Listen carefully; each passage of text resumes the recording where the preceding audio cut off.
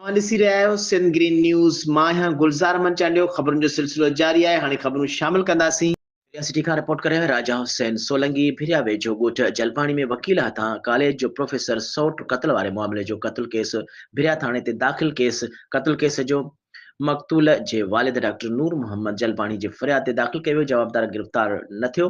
मिल्कियत जे मामले तां क़त्ल थियल प्रोफेसर जे ॻोठ ऐं आसपास में सोग वारो मंज़र शायल। प्रोफेसर जो मढ़ अपाणे ॻोठ जे कब्रिस्तान में मिटीअ मां हवाले कयो। जवाबदारनि जी गिरफ़्तारी लाइ हिकमत अमली जोड़े खेसि जल्द गिरफ़्तार कयो वेंदो। पुलिस असां सां ज़ुल्म थियो आहे। कातिल जवाबदार मुंहिंजे भाउ खे पिस्टल जूं 7 गोलियूं हणी खेसि क़त्ल करे कार में चढ़ी फरार थी वियो। हाजी ज़ुल्फ़कार जलपाणी रिपोर्ट मूजिबि छंछर जी शाम देर सां ॻोठ जलपाणी में मिल्कियत जे तकरार तां जवाबदार वकील गुलाम मुस्तफ़ा जलपाणी पंहिंजे सौट बेकिन हाउस कॉलेज कराची जे प्रोफेसर अली मुर्तज़ा जलपाणी खे ॻोठ जे बंगले वारे उताक ते पिस्टल जा फायर करे खेसि क़त्ल कयो हो।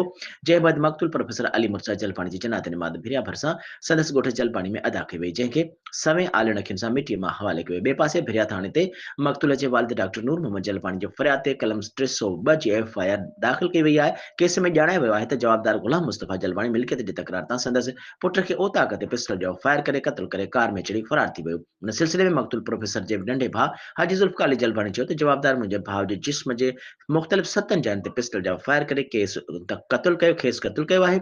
असां सां ज़ुल्म थियो आहे। असां सां इंसाफ़ कयो वञे। जवाबदार खे जल्द गिरफ़्तार कयो वञे।